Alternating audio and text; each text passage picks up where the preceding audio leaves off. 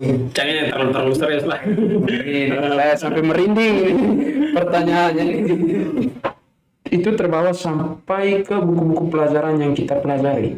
Oke. Jujur sekali, dari SD saya belajar IPS tentang sejarah sampai tamat SMA. Tidak pernah dalam satu buku itu pun saya spesifik tulis tentang sejarah daerah saya. Salam waras. Halo sahabat kece, balik lagi dari saya Prime, salam waras. Baik, pada kesempatan kali ini kita kedatangan seorang tamu, sejarawan muda. Waduh, belum jadi sejarawan ini. Calon sejarawan. Ya, amin. Baik, selamat datang Gunaldo. Oke, siap. Sehat ya? Puji Tuhan. Terima kasih untuk undangannya. Siap. Jadi Bung Naldo kuliah di ini ya Sanata Dharma ya. Saya di Sanata Dharma, prodi ilmu sejarah. Iya, luar biasa. Ilmu sejarah. Ilmu sejarah, Pendidikan, bukan pendidikan. Oh, sekarang tinggal skripsi ya. Iya. Skripsi. Judul skripsinya tentang apa? Tentang apa kira-kira? Saya judul skripsinya kebetulan saya tulis tentang sejarah lokal Manggarai. Judul skripsinya itu perbandingan birokrasi di Manggarai tahun 1915 sampai 1958. Studi kasusnya di satu kampung itu namanya Manus ya. Oke. Saya tulis itu Kedaluan Manus di Kecamatan Kota Komba. Sekarang sudah jadi Kecamatan Kota Komba Utara, Pulau Flores, Kabupaten Manggarai Timur, Provinsi NTT. Wow, luar biasa. Panjang ini. Yang ini. Ini rasa-rasanya seperti saya mau sidang skripsi. Jadi ya begini Bung Naldo, artinya begini, skripsi yang Bung Naldo kita tinggalkan dulu ini. Artinya ini dari sudut pandang sejarah ya. Dan saya pikir ini menjadi contoh ya yang baik untuk kita, terutama untuk generasi muda untuk bercermin kembali ya melihat sejarah kita masing-masing. Betul. Itu jadi luar biasa ya. Nah, berbicara soal apa namanya karya ilmiah lah katakan seperti itu ya untuk ini ya. Nah, apa yang lebih menarik menonjol di situ yang diangkat di itu? Kenapa sebelum ke sana, kenapa Bung Naldo lebih tertarik di situ untuk ambil sejarah tentang apa mengangkat sejarah lokal? Oke, baik. Terima kasih Mas Pasko dan juga teman-teman sekalian. Ini pertanyaannya ini sudah seperti pertanyaan untuk uji skripsi. Ya, skripsi. Karena menurut teman-teman saya yang sudah pernah ujian, pasti pertanyaan ini selalu ditanyakan oleh penguji. Waduh. Kenapa kamu memilih topik ini? Iya, ya. Nah, jadi saya berterima kasih bahwa sebelum saya masuk di ujian skripsi yang sebenarnya, saya sudah di training di sini begitu. Jadi kalau saya lupa jawaban, saya bisa nonton lagi video ini. Ngeri. Siap. Oke, kenapa saya memilih untuk menulis tentang sejarah lokal daerah saya sendiri? Itu didasari yang pertama, saya kuliah di prodi ilmu sejarah USD yang mengarahkan para mahasiswanya untuk paling tidak saat menulis skripsi itu mengangkat daerahnya masing-masing, sejarah lokal daerahnya masing-masing. Luar biasa. Ini penting menurut saya karena sejarah nasional, dalam hal ini sejarah nasional Indonesia itu bisa terjadi atau bisa ada seperti sekarang ya karena dibangun dari yang namanya sejarah lokal. Oke. Kelokalan ini yang kemudian menjadikan satu yang namanya ada sejarah nasional. Ya. Lalu kenapa saya menulis soal ini? Karena belum banyak yang menulis spesifik tentang tema ini. Ya. Sudah banyak sekali ya buku-buku tentang Manggarai, tetapi yang spesifik bicara soal tema ini saya rasa masih belum ada. Dan saya menulis ini karena saya punya kedekatan secara emosional dengan apa yang saya tulis. Oke. Karena saya juga ya, keluarga saya juga kebetulan pernah menjadi bagian dari topik yang ingin saya tulis, dan juga saya punya tanggung jawab juga untuk menjaga nilai ini dan juga bisa meneruskan ke generasi selanjutnya dan juga generasi sekarang. Paling tidak bahwa orang-orang di lingkup daerah saya, suku saya, kampung saya, syukur puji Tuhan kalau bisa meluas orang-orang Manggarai, orang-orang NTT dan Indonesia itu bisa tahu bahwa ternyata di Manggarai ada yang namanya kedaluan, ada yang namanya birokrasi lokal. Iya. Itu yang mau saya angkat di situ. dan saya wujudkan dalam bentuk penulisan skripsi saya Iya, ini. iya. Luar biasa ya. Itu menarik ya, itu pemerintah ya. Ya, itu pemerintahan, ya kalau bisa saya katakan pemerintahan lokal lah. Iya, iya. Artinya itu Birokrasi. saya lihat seperti di daerah apa namanya, daerah mana, kelahiran Tan Malaka ini, Minangkabau. Minangkabau atau di Padang di Ya. sekitar itu ya. Kalau saya tidak salah, di sana mereka pakai nama lokal, Ya. ini pakai sebagai nama Ya, desa, betul, kampungnya ya. itu pakai nama 50 kalau saya tidak salah. Ada namanya Nagari. Ada negara, ada kampung 50 Ya. kampung tapi pakai Betul. mereka pakai 50. Ya. Menarik artinya itu mengenang sejarah Ya, mereka ya, betul, untuk betul. mempertahankan. Mereka mengatakan bahwa ya tanpa di sana kami ada sejarah. Ya, betul. Itu luar biasa. Soal yang tadi ya sejarah lokal. Ya. Kira-kira Bu Naldo nih untuk hasil karya ini kira-kira mau diapakan? Entah itu dalam bentuk implementasinya ya, tidak hanya dalam bentuk karya tulis tapi implementasi di daerah itu apakah punya bayangan itu sendiri? Sejauh ini yang saya pikirkan yang pertama, mudah-mudahan skripsi yang saya tulis ini bisa saya buat dalam bentuk buku, Oke.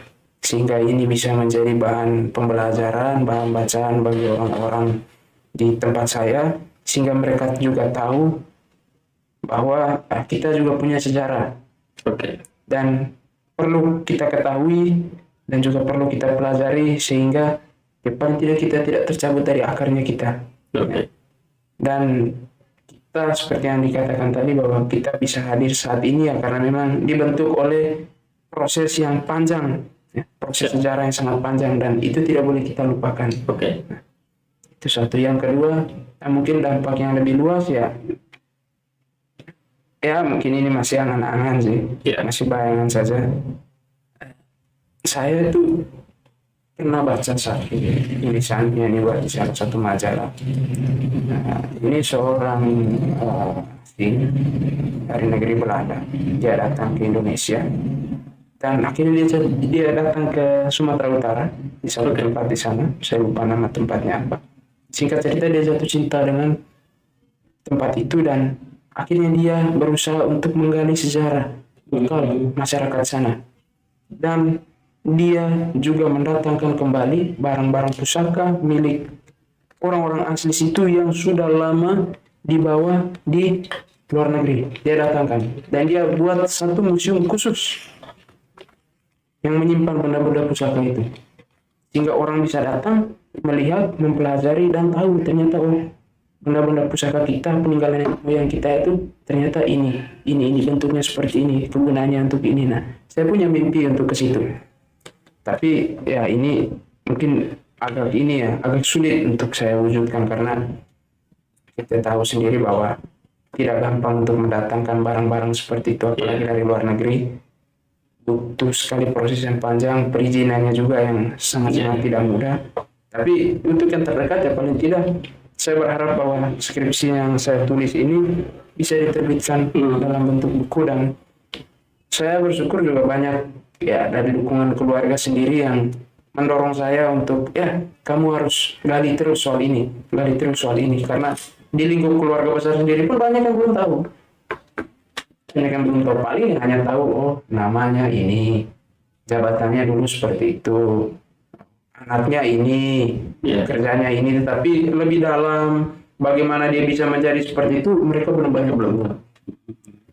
Menarik ya, tapi kita sebelum berbicara lebih jauh ke sana, ini kita kembali lagi soal jurusan sejarah ini ya, di mana teman-teman muda ya, anak-anak muda kebanyakan itu apatis atau mungkin tidak tahu bagaimana mereka seperti memandang ilmu sejarah ya, atau jurusan sejarah katakan begitu, atau sejarawan lah ya, yang tertarik jadi sejarawan itu sangat minim ya. Generasi muda sekarang tidak tahu ke depan apa masih ada atau tidak begitu ya. Nah, kenapa sampai Bung Naldo bisa tertarik untuk masuk ke situ dengan melihat realita yang ada di sana ya, di lingkungan kita? Banyak orang lebih keren kalau jadi insinyur atau kerja di pemerintah atau jadi politisi. Kenapa Bung Naldo lebih memilih ke situ?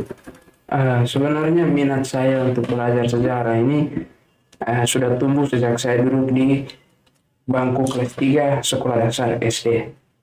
Jadi saat itu di sekolah itu diadakan pameran atau bazar buku dari beberapa penerbit yang ada. Itu berlangsung selama 2 hari. Jadi mereka gelar stand cukup banyak di halaman sekolah, dan kami para siswa, para guru juga ya diwajibkan kalau bisa membeli buku itu, kalau tidak bisa beli ya baca saja. Saya pergi ke salah satu stand dan saya melihat satu buku cukup tebal. Judulnya RPUL, Rangkuman Pengetahuan Umum Lengkap. Saya lihat, oh, ini buku apa ini? Saya langsung buka. Saya lihat di daftar isinya itu panjang sekali pembahasannya. Mulai dibuka dengan Undang-Undang Dasar 45, lalu ada Pancasila. Daftar nama Presiden Indonesia dari masa ke masa, dari Presiden Soekarno sampai saat itu. Lalu ada ibu kota, nama-nama provinsi Indonesia dengan ibu kotanya, nama negara di dunia dengan ibu kotanya, ada 7 keajaiban dunia, terus ada berikut penemuan-penemuan penting di dunia, yang menemukan bola lampu siapa, yang menemukan radio siapa, pokoknya semua pengetahuan umum masuk ke situ. Oke. Udah, saya tertarik, saya membeli buku ini, tetapi terganjal di masalah harga. Harga buku ini untuk saat itu cukup mahal, hampir 150.000, ya 100-an lebih lah. Saya tidak punya uang. Nah, saya kebetulan para penerbit yang buka bazar itu mereka menitipkan daftar buku yang mereka jual. Oke. Panjang segini. Daftar harga. Nah, daftar harga, judul buku beserta harga. Bagi yang mau, nanti silakan beli lewat guru-guru di sekolah. Saya minta itu, saya bawa pulang ke rumah. Saya tunjukkan ke mama saya. Mama, saya mau beli buku ini. Mama saya lihat. Oh, kamu kasih ke bapak. Saya pergi ke bapak saya mau beli buku ini. Buku apa judulnya? Dilihat. Harganya berapa sekian? Langsung dikasih uang. Besok kamu beli buku itu, tunjukkan ke saya. Oke. Besok saya lakukan. Saya temui guru, saya mau beli buku ini. Ternyata stoknya masih ada.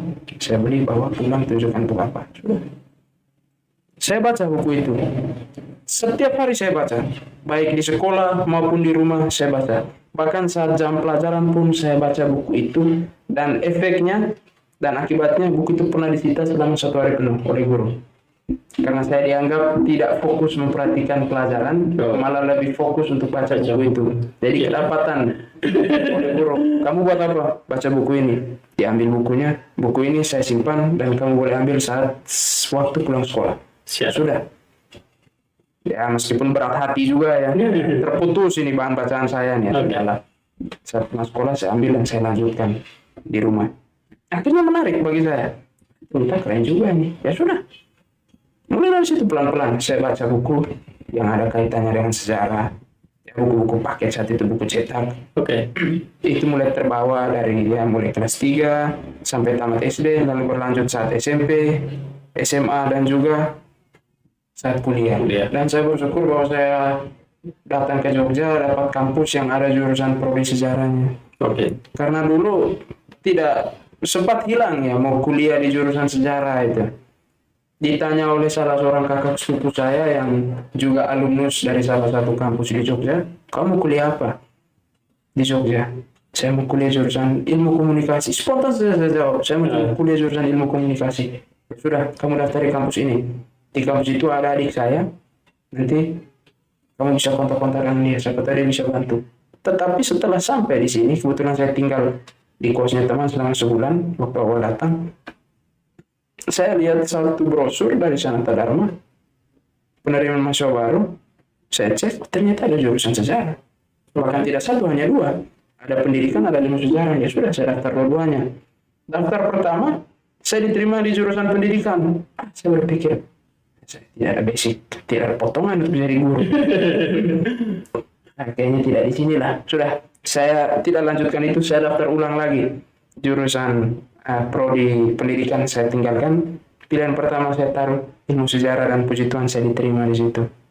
Dan angkatan saya itu menjadi angkatan yang paling sedikit dari semua mahasiswa baru yang daftar saat itu. Angkatan saya itu 2016 hanya 21 orang. Khusus untuk Ya, sejarah. untuk sejarah 21 orang. Jurusan-jurusan lain Ya, jurusan lain banyak. Sampai ratusan ya. Di atas 20-an, ada yang 50, 100-an, bahkan ada yang 200-an gitu. Kalau ditanya, kalian sejarah berapa kelas? Hanya sekelas. Berapa hanya sekelas? Kenapa begitu ya? Mahasiswanya 21. Masa mau bagi jadi 6 kelas? Kan tidak mungkin. iya. Untuk ukuran kampus ya sedikit, tapi untuk ukuran prodi itu sudah banyak. Iya ya. Ukuran prodi itu sudah sangat banyak. Karena saya ke Semarang bulan November tahun lalu, saya bertemu dengan salah seorang alumnus dari Sanata Dharma. Dia tanya saya, Mas, kamu kuliah di mana? Di Sanata Dharma. Jurusan apa? Sejarah. Pendidikan atau ilmu sejarah? Ilmu sejarah, Bang. Loh, masih ada prodi itu. Responnya seperti itu. Ngeri. Loh, memangnya kenapa, Mas? Angkatan saya dulu, dia kalau tidak saya ingat tahun 2002. Saya kuliah tahun 2002 di Sanata Dharma itu. Jurusanmu itu mahasiswa yang daftar hanya 3 orang. Ngeri. Saya bilang, wah, saya dalam hati langsung membatin kan. Saya bilang, ternyata benar yang pernah dikatakan oleh senior-senior dulu ya. Itu yang minat untuk masuk di sini itu sangat sedikit. Bahkan pernah kuliahnya itu tidak di dalam kelas. Bisa di koridor. Lorong-lorong ke kampus itu bisa. Jadi duduk bersila saja di lantai, sudah kita ngobrol begitu. Tetapi bagi saya sedikit banyak itu tidak menjadi persoalannya. Iya. Justru karena sedikit itu kami makin akrab, makin kompak dan cepat sekali bergaul dengan senior, dengan para dosen, dan itu juga membuat kami gampang dipantau. Di prodi di angkatan saya. Jadi 21 orang itu kalau hilang 1, hilang 2 itu sangat kentara sekali. Iya. Oh, apalagi model-model seperti ini kan ya. Ketahuan. Ya ini si ini kemana? Kok nggak pernah muncul? Si itu kemana? Kok nggak pernah muncul? Dan ya itu yang membuat kami ya ternyata kita tidak boleh inilah cepat-cepat pisah atau keluar, kita harus tetap kompak, tetap ada di sini meskipun jumlah kita sedikit ya. Iya. Kita harus beri warna ya, tunjukkan bahwa kita memang menang jumlah, tetapi soal kualitas ya oke lah, boleh diadu lah kita. Iya. Luar biasa ya, menarik ya. Jadi itu apa namanya? Itu alasannya ya, Pak. Iya. Kenapa harus masuk sejarah ya? Itu memang bukan suatu kewajaran sih, tapi ya kita melihat ya seperti tadi saya bilang bahwa memang untuk sejarah memang memang banyak teman-teman anak muda tidak terlalu berminat ya. Tapi Bung Naldo bisa masuk ke sana ya. Nah, dari proses kuliah itu sampai sekarang kira-kira apa sih dunia sejarah yang Bung Naldo lihat ke depan itu kira-kira seperti apa? Saat proses kuliah itu saya akhirnya tersadarkan bahwa yang saya pelajari selama di SD, SMP, SMA itu ya saya bisa katakan dibongkar habis-habisan. Benar-benar dibongkar semuanya saat saya kuliah. Banyak hal baru terkait penulisan, peristiwa-peristiwa sejarah, itu betul-betul terbongkar semua, dan saya akhirnya berpikir bahwa ternyata yang saya pelajari dulu itu banyak salahnya. Banyak kelirunya. Dan puji Tuhan saya masuk di sini akhirnya mendapat satu pencerahan, satu perspektif baru. Salah satu contoh misalnya, pernah dalam satu kuliah, itu dosen saya menyentil ya. Dia bilang, kalian ini percaya tidak Indonesia itu kita ini betul-betul dijajah 350 tahun. Serentak kami semua, karena masih baru ya, baru. Serentak kami satu kelas menjawab, iya benar Bu, kita mau betul-betul dijajah 3,5 tahun, 3,5 tahun. Kata dosen saya, itu hanya ini aja kok, stigma saja kok. Iya ya. Itu apa namanya, enggak benar itu. Wah, masa Ibu? Dia langsung tulis, ambil spidol, tulis di papan, kalian cari buku ini. Dia langsung rujukannya ke buku, cari buku judulnya ini, penulisnya ini, kalian baca buku ini. Dan kalian akan tahu yang saya katakan itu benar atau salah. Dan setelah saya cek, baca buku itu, ternyata benar. Ternyata banyak sekali kekeliruan atau salah kaprah kita dalam memahami sejarah kita sendiri. Kita terlanjur percaya begitu saja. dengan apa yang sudah tertulis, dengan apa yang ada di buku, tanpa kita cross check lebih jauh lagi, benar tidak ini? Benar tidak ini? Jangan sampai tulis ini justru ada kepentingan-kepentingan tertentu sehingga mereka munculkan narasi seperti ini. Dan kita akhirnya ya terbawa saja, sudahlah, sudah tulis 3,5 abad ya sudah kita pakai 3,5 abad. Ternyata tidak. Ya, buktinya dia tunjukkan, dia tanya, kamu dari mana? Kamu dari NTT. Gila. Spesifiknya di mana? Di Flores Manggarai. Di wilayahmu itu baru tahun 1900-an. Itu Belanda baru masuk itu. Belanda udah hadir di Jawa itu mungkin sahabat lebih duluan ketimbang daerahmu. Daerah kalian itu baru masuk ya 1900-an. 15-16 itu Belanda baru ke sana. Baru betul-betul punya pemerintahan di sana, meskipun sebelum-sebelumnya juga sudah pernah ke sana, tapi hanya ya sekedar berkunjung, melihat-lihat saja. Ya. Benar juga ya. Dan sampai pada akhirnya saya melihat bahwa ternyata banyak hal yang perlu ditinjau ulang dalam sejarah kita ini. Iya. Dan ini betul-betul jadi pekerjaan rumah yang sangat besar, karena bagaimana merubah pola pikir orang yang sudah terstruktur, sudah mapan begitu lama, terus tiba-tiba kita masuk dengan hal-hal yang baru ya. Mereka tanya, ini apa ini?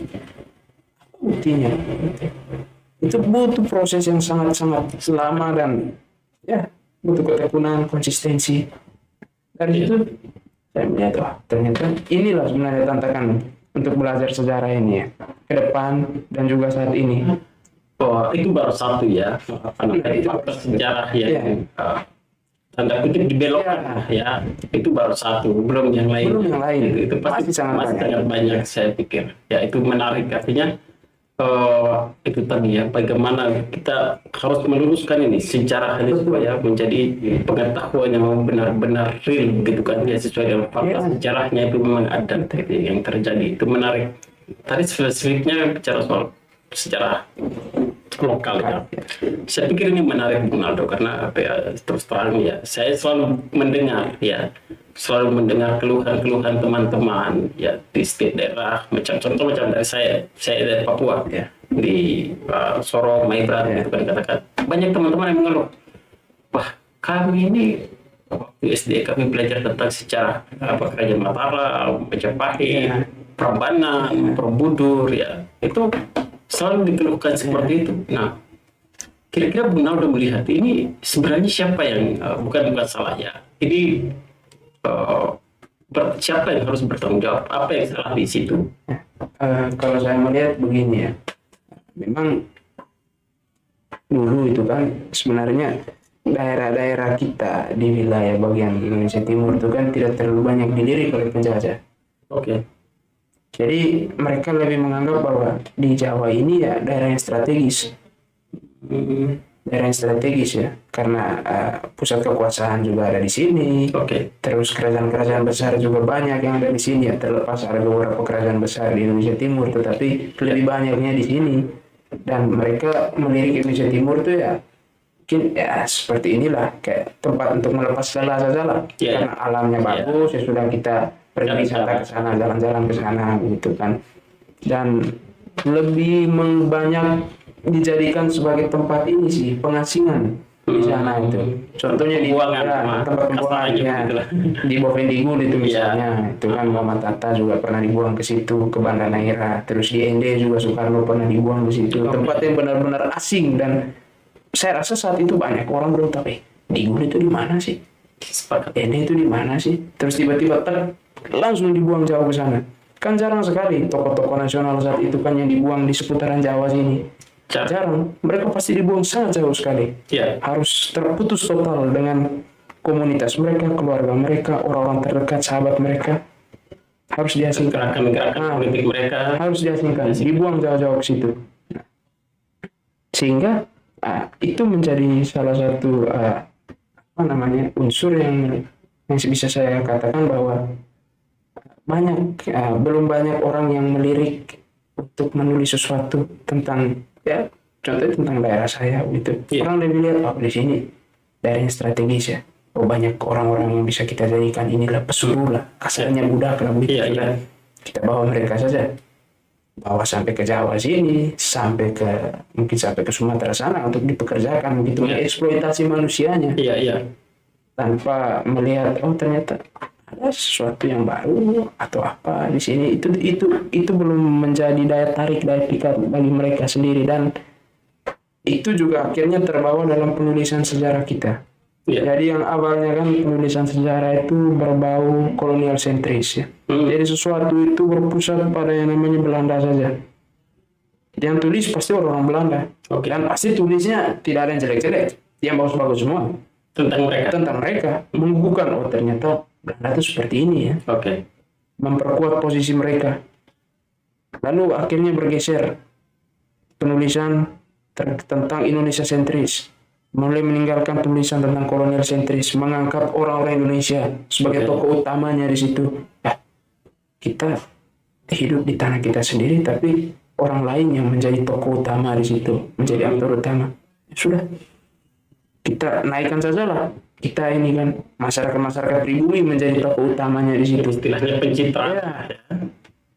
Nah, itu akhirnya terbawa, dan itu tadi banyak mulai pelan-pelan ditulis tentang ya kerajaan-kerajaan besar di Indonesia, Sriwijaya, Majapahit, Mataram dan sebagainya.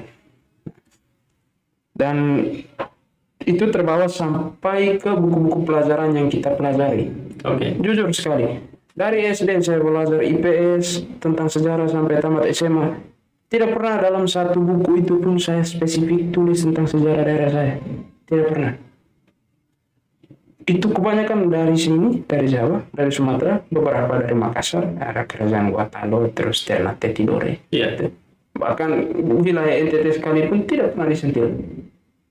Oke. Daerah Papua belum. Saya belum tahu itu. Akhirnya saya berpikir bahwa wah, saya harus ini ya, mendobrak ini ya. Tidak bisa terus-terusan kita belajar soal ya, sejarah. Itu juga penting ya sih. Iya. Penting, tapi lebih penting kita harus mulai dari lingkup kita dulu. Siap. Kita tahu tentang diri kita sendiri dulu. Nah, itulah yang mendorong saya, dan juga puji Tuhan disupport oleh kampus bahwa kamu harus tulis soal daerahmu sendiri. Jangan tulis soal daerah lain. Karena kalau bukan kamu yang tulis ya siapa lagi? Itu mau tunggu siapa lagi? Kapan lagi? Gitu kan? Siap. Mengangkat hal yang belum pernah diketahui orang, lalu kita viralkan lah. Kalau istilah sekarang kan, Iya, kita iya. viralkan sesuatu yang baru kan, pasti mengundang daya tarik orang. Wah, ini ada yang baru ini nih. Iya. Kayaknya menarik ini. Iya. Kita perlu lihat, kita perlu pelajari gitu. Oke. Kalau angkat yang sudah lama, soal apa? Soal ini, biasa lah itu.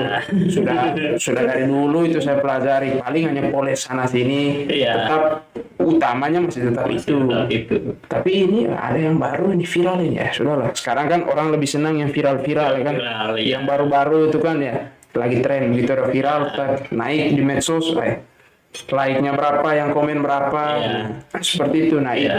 itu yang perlu saya lakukan sekarang ya. Saya mencoba untuk menggali sejarah lokal daerah saya, lalu sebisa mungkin saya viralkan ke publik, dan akhirnya mengundang mereka untuk tahu oh ternyata bicara soal Manggarai ini tidak hanya bicara tentang Pulau Komodo, tidak hanya Iya. bicara soal Labuan Bajo yang sekarang jadi destinasi super premium itu, Iya. atau tidak bicara soal wisata alam yang bagus, pantainya yang bagus, gunungnya yang bagus, tapi sejarahnya juga menarik loh. Kita perlu belajar soal itu, kita perlu cari tahu soal itu. Oh, yang saya pernah baca buku ini, tulis ini. Saya mau ke tempat itu, mau lihat langsung. Nah, dorongan-dorongan seperti inilah yang saya harapkan muncul dari orang-orang. Nah, untuk itu saya harus memulainya. Saya harus mulai mengangkat sejarah lokal daerah saya. Sehingga orang lain, paling tidak di lingkup keluarga, di lingkup negara sendiri bisa tahu. Jadi itu ya, tadi saya tertarik dari soal pertanyaan dosen tadi, ya soal kenapa kita mengeluhkan, kenapa kita belajar dan sejarah teman-teman di luar sana dibanding kita ya, itu tadi siapa yang menulis ya waktu itu, ya punya kita sumber sejarah kita belum ada waktu itu, walaupun ada situs sejarah, tapi yang mengangkat itu kan belum ada sedikit. Nah, ini menjadi tanggung jawab kita semuanya sebagai generasi muda untuk tunjukkan bahwa ya cinta diri ya, self love itu ya ditunjukkan dengan bagaimana kita menghargai sejarah kita, budaya kita, kearifan lokal kita itu itu penting untuk harus diangkat itu menjadi catatan penting untuk kita semuanya. Jadi menarik ya Bung Naldo, soal sejarah lokal ini ya, karena yang tadi soal like share apa itu ya, saya pikir ya itu istilah zaman now ya, zaman now. Karena soal yang unik di era digital ini ya, mengubah pola pikir manusia ya, umat manusia terutama generasi mudanya spesifiknya, itu lebih senang dengan atau lebih tertarik dengan hal-hal yang unik ya, hal-hal yang baru ya. Kita ambil contoh saja macam budaya-budaya barat yang masuk ke Indonesia ya, seperti ya katakan musik-musiknya ya, atau fashionnya ya, lifestyle-nya itu banyak kita justru mengadopsi ya, kita tertarik dengan punya mereka, padahal kita punya ada gitu ya, sebenarnya kita punya ada, tetapi yang mengangkat ini siapa? Nah ini menjadi tanggung jawab ya kita sebagai anak putra daerah ya, sebagai anak negeri ya, tanggung jawab untuk mengangkat itu. Jangan yang terlalu serius lah. Saya sampai merinding pertanyaannya ini. Jadi soal yang tadi ya, penulis-penulis sejarah ini ya, ini kan ya jawab ya kita sebagai anak putra daerah ya, sebagai anak negeri ya, tanggung jawab untuk mengangkat itu luar biasa ya. Jangan yang terlalu serius lah. Saya sampai merinding pertanyaannya ini. Jadi soal jarang sekali ya kita melihat orang-orang lokal yang menulis tentang sejarah ya, dan ya banyak sejarah nasional juga yang terutama tokoh nasional ya, yang lebih banyak ditulis oleh orang luar. Iya benar. Itu mungkin menurut Bung Naldo kenapa sampai bisa terjadi seperti itu? Yang pertama karena saya melihat begini ya, orang luar itu kan punya ini ya, punya ketertarikan terhadap budaya kita di timur itu kan sangat tinggi sekali.